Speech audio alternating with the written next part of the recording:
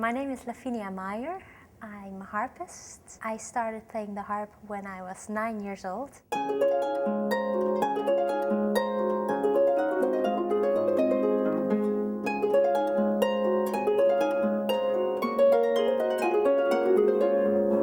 What I really like to do during my own concerts is not only to play a lot of different styles, but also to explain about the instruments. But there's just so much you can tell on stage about the pedals and its mechanism. I wanted to really take the audience with me and show them the inside of the instrument.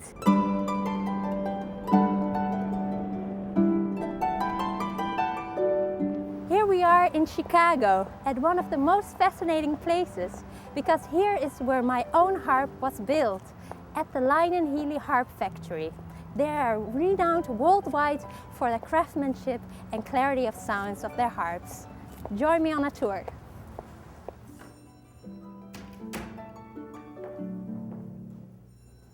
Hi, Lavinia. Hello, Steve. Welcome to Lyon Healy. Thank you. It's nice to meet you. Nice to meet you too. You'll be my guide today? I will be happy to show you around on a tour.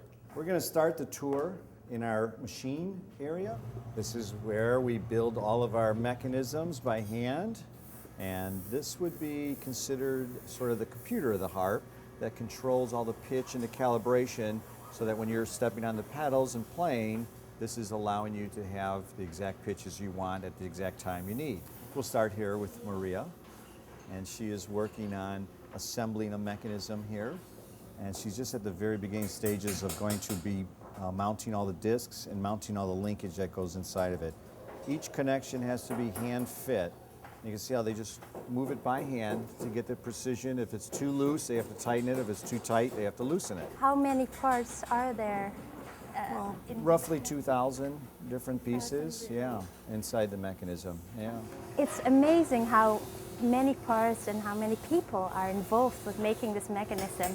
And this is something that a lot of people don't know that the harp consists of, because it's built inside the harp, so you don't see it from the outside. But when you look closer, you can see all these little moving parts that will make the pedals work. It's very fascinating. This is an interesting step here. This is what we call the main action. This is the part of the mechanism that really is the driver of the mechanism, we call it. That's where it changes. When you step on the pedal, your pedal rod comes in here. So it changes this motion from the down motion that you're stepping on the pedal, and it converts it into a horizontal action, which pulls your whole linkage and changes all your notes and octaves. So it really takes the brunt of all the work. It's right in the top of the column, sort of the go-between to your discs and your pedal. Here we're seeing more of a final assembly of the mechanism now. And you can see all those different lines that we were seeing being built and the tolerances that you have in there. There's really not a lot of room in there for error. No, it's also... I mean, it's a very complex machine. It's extremely fascinating to just look around in this place and see all the people having their own part inside of this process and working in detail.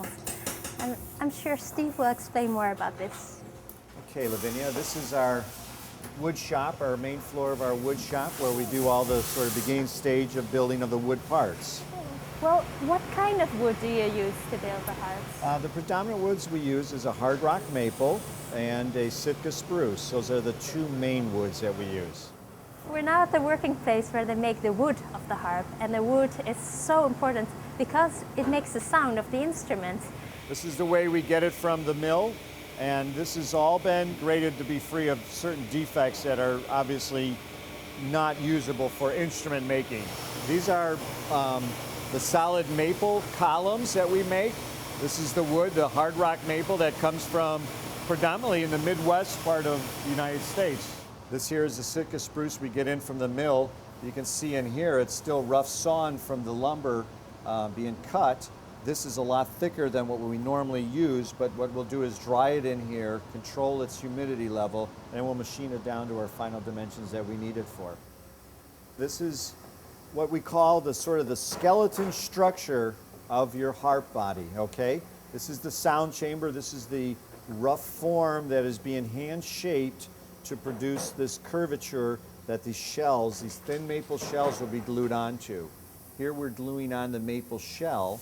This is a series of all these different clamps that are used. And to be honest with you, this is a lot of the way this has been done for many, many years. Also, what I thought was very interesting to see that they are also dealing with so much tension on the strings that you have to think about how you're going to put the wood together in order to get a very strong instrument.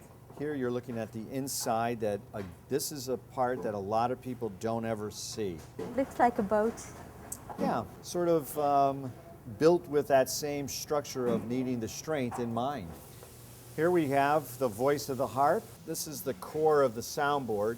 Besides the mechanism that we saw, this is probably the most important part of the instrument. Each one of these soundboards are made by hand, and the wood comes from Sitka Spruce, which is predominantly found in the northwest of the United States and Canada and Alaska area. This is sort of where we keep our soundboards, age them, cure them. Oh wow, it's extremely warm in here. Yeah, we do keep it warm in here. We do dehumidify this room as well. These have all been glued together, all these soundboards in here. You can see soundboards from 2006 are in here still. It was very interesting for me to see that they really care about what kind of wood they use, especially for the soundboard, because that really makes and shapes the tone of the harp. You can see here a soundboard that's been glued on and all cleaned up in the back. This is the inlay here. This is a special joint where we make to tie the frame into the soundboard. And of course the soundboard's glued down, and then what we're doing is starting to screw it down. We're working here is we're shaping the sides, the inlay. This is a babinga wood that we use in conjunction with the avidyre and the maple. And all of this is glued and inlaid. A beautiful joint work these guys do, and shaping of it. It's really wonderful work. What I really like about the sound is that it's a very natural sound to me, and that also has to do with what kind of wood they make. But I have this feeling more with the Lyon Healy harps than I have with other harps. The real secret, I don't know behind it, but it has a lot to do with the selection of wood. We'll be heading on over this way. The tour is just beginning, so don't go away.